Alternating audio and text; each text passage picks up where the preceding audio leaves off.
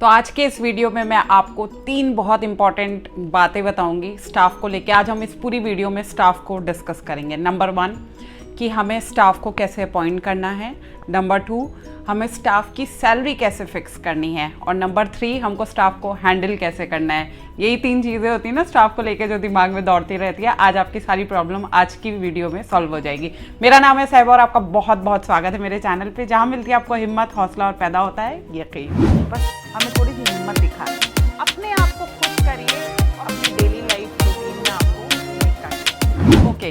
तो स्टाफ को अपॉइंट करते समय हमें 5 बातों का ध्यान रखना है। नंबर 1 कि उसकी अपीयरेंस कैसी है। अपीयरेंस मतलब उसका फर्स्ट इंप्रेशन, जब वो हमसे फर्स्ट टाइम कोई स्टाफ ट्रायल के लिए आता है, हमसे मिलने के लिए आता है, तो वो फर्स्ट लुक में हमको कैसा लग रहा है। अगर हम उसके लुक से सेटिस्फाइड हैं तो उसने फर्स्ट स्टेप क्लियर कर लिया। तो हमें अपने सेटिस्फेक्शन पे जाना है कि हम स्टाफ को देख के, उसके लुक्स को देख के, लुक्स इन द सेंस कि उसने किस तरह से बाल बना रखे हैं, कैसे कपड़े पहन रखे हैं, उसकी चाल ढाल कैसी है, क्या वो प्रेजेंटेबल है भी या नहीं। तो ये पहला पॉइंट होता है जो क्लाइंट के ऊपर फर्स्ट इंप्रेशन डालता है। तो जिस स्टाफ ने हमारे ऊपर इंप्रेशन डाल दिया तो समझो वो क्लाइंट पे भी इंप्रेशन डाल देगा। तो पहला पॉइंट आपको यही ध्यान रखना है कि उसकी अपीयरेंस कैसी है। पॉइंट नंबर 2 उसका बात करने का तरीका कैसा है, क्योंकि जब स्टाफ आएगा तो वो आपको कैसे विश कर रहा है, आपको कैसे ग्रीट कर रहा है, स्माइलिंग फेस है या नहीं है। ठीक है, ये सारी चीज़ें आपको ध्यान रखनी है, क्योंकि जैसे वो आपके साथ बात करेगा वैसे ही तो वो क्लाइंट के साथ भी बात करेगा। और हर चीज़ में सबसे पहले आपको यही देखना है कि आप सेटिस्फाइड हैं उसके विश करने के तरीके से, उसका जिस तरह से वो आपसे बात कर रहा है उस तरीके से क्या आप सेटिस्फाइड हैं। अगर आप सेटिस्फाइड हैं तो उसके आगे भी टिक लगा दीजिए। और पॉइंट नंबर 3 कि उसकी लैंग्वेज कैसी है। ठीक है, वहाँ क्योंकि हमारी जो इंडस्ट्री होती है इसमें बहुत सारे लोग, मतलब 90% मैं कहूँगी कि इलिटरेट होते हैं, पढ़े लिखे नहीं होते।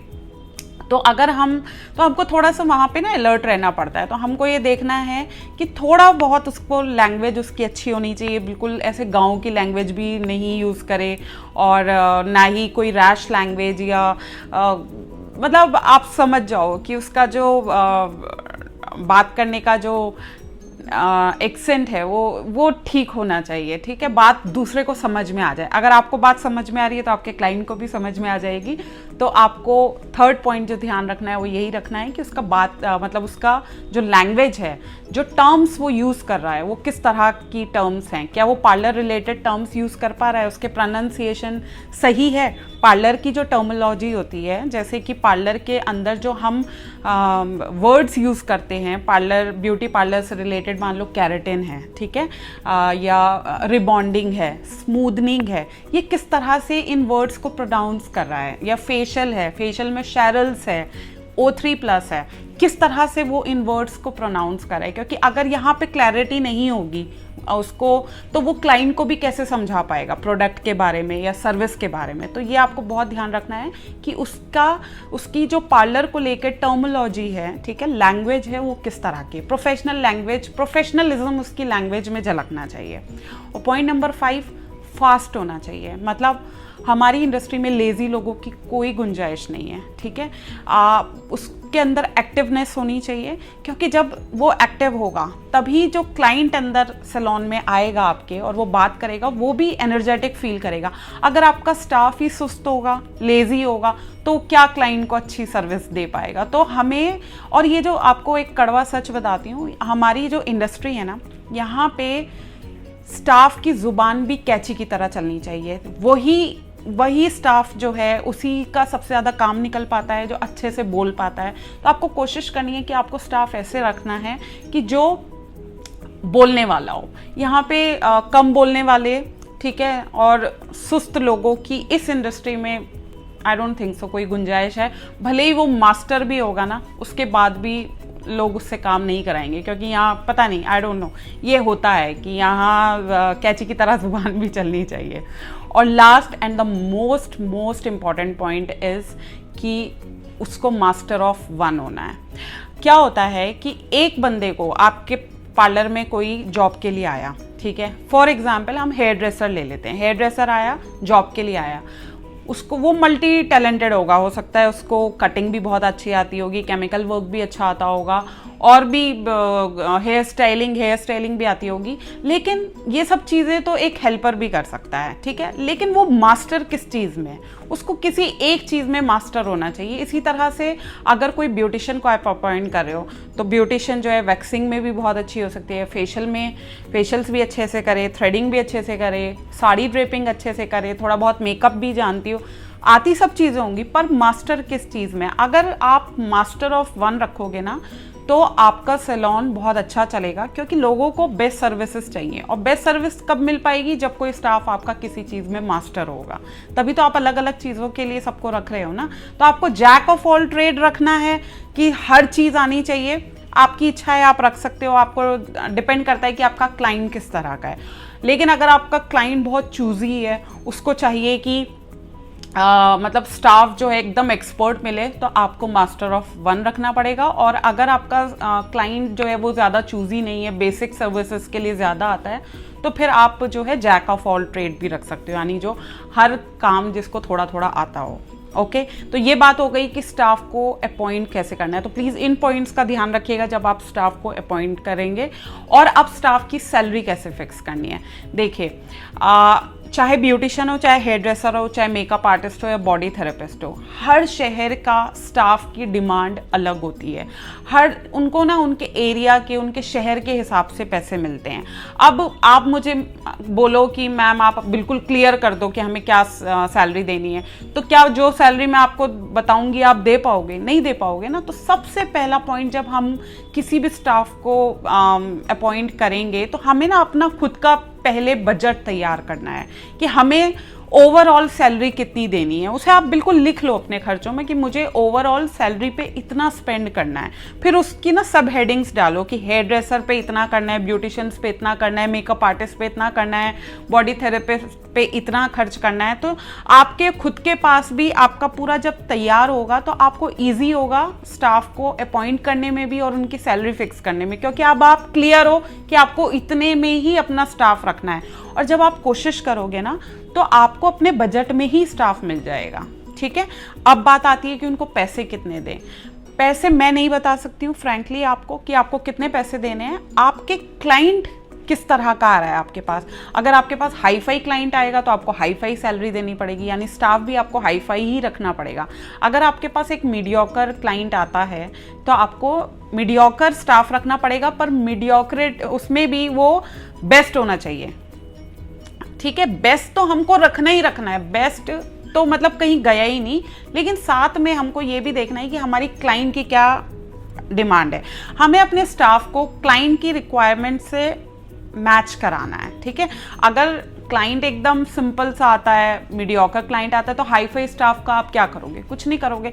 लेकिन अगर आपका स्टाफ आपका क्लाइंट हाई फाई आ रहा है और आपका जो स्टाफ है वो ऐसे ही है, मतलब नॉर्मल सा स्टाफ है, तो वो उसको हैंडल नहीं कर पाएगा। तो आपको अपने पार्लर के क्लाइंट के हिसाब से जो है स्टाफ की सैलरी फिक्स करनी है। जाहिर है अगर वो हाई फाई होगा तो ज़्यादा पैसे लेगा, अगर वो मतलब मीडियोकर सा होगा तो मीडियोकर टाइप सैलरी लेगा, और काफ़ी लो होगा तो लो लेगा।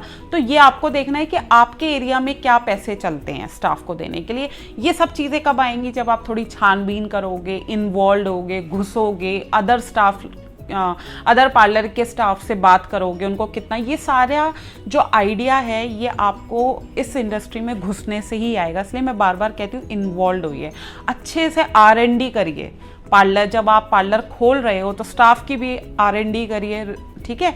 और आपको जो है अपने एरिया के हिसाब से भी स्टाफ की सैलरी पता होनी चाहिए, और अपने शहर के हिसाब से भी आपको स्टाफ की सैलरी पता होनी चाहिए कि किस तरह का जो है सैलरी। सबसे ज़्यादा मोटा एक्सपेंस जो होता है ना पार्लर में, वो सैलरी पे ही होता है। अगर हम यहाँ पे थोड़ी भी चूक कर गए ना तो यही चीज़ हमारे पार्लर को एकदम ग्रो कर सकती है, और यही चीज़ हमारे पार्लर को एकदम डुबा सकती है। तो हमें स्टाफ पे बहुत बहुत सबसे ज़्यादा ध्यान देना है, क्योंकि काम वही लोग निकाल के देंगे, पर हमें अपने बजट में भी काम करना है। तो मैं एग्जैक्टली फिगर में आपको नहीं बता सकती हूँ कि आपको इतनी सैलरी देनी है, लेकिन मैंने आपको बता दिया कि हमेशा स्टाफ की सैलरी अपने बजट में रखिए, और दूसरा अपने एरिया के हिसाब से रखिए कि आपके एरिया में क्या प्राइस चल रहे हैं स्टाफ के, उसके हिसाब से रखिए। और थर्ड, अगर उसमें आप थोड़ा सा फ्लक्चुएशन कर सकते हो, मतलब 1-2 हज़ार रुपये बढ़ा के दे दिए या कम करके दे दिए, इतना चलता है।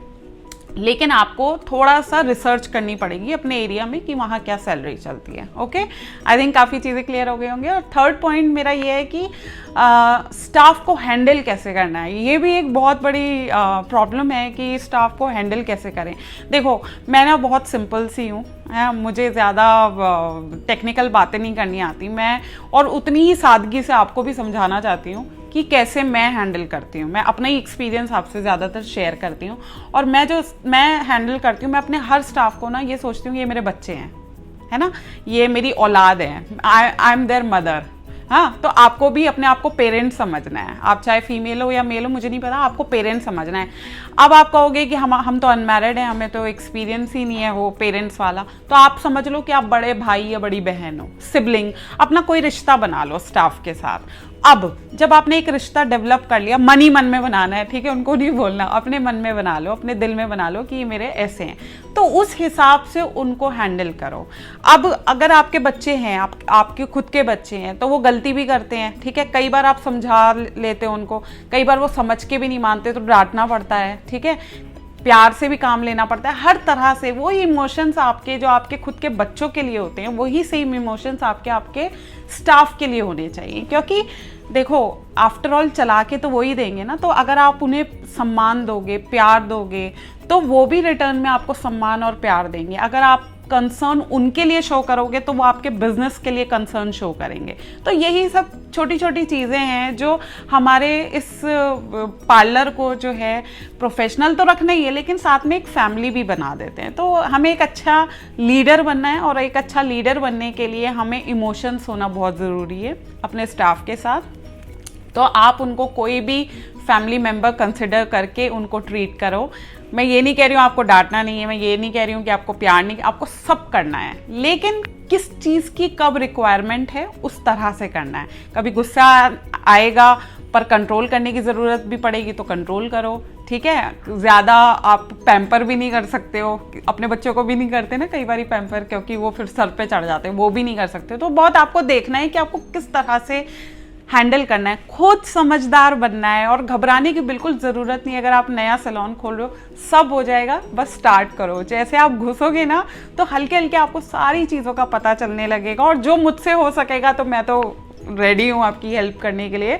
वीडियो अच्छा लगा हो तो प्लीज़ मेरे वीडियो को लाइक करिए, शेयर करिए, और मेरे चैनल को ज़रूर सब्सक्राइब करिए, और नोटिफिकेशन बेल दबाइए ताकि लेटेस्ट वीडियोस के अपडेट आपको जल्दी से जल्दी मिलें। और साथ में अगर आपके मन में कोई डाउट है तो आप मुझे जल्दी से नीचे कमेंट कर सकते हैं, इंस्टाग्राम पे मुझे मैसेज कर सकते हैं। मेरा इंस्टाग्राम अकाउंट भी मैजिकल सहबा के नाम से है। अदरवाइज़ आप मुझे मेल कर सकते हैं, मेरा मेल एड्रेस है magicalsehba@gmail.com।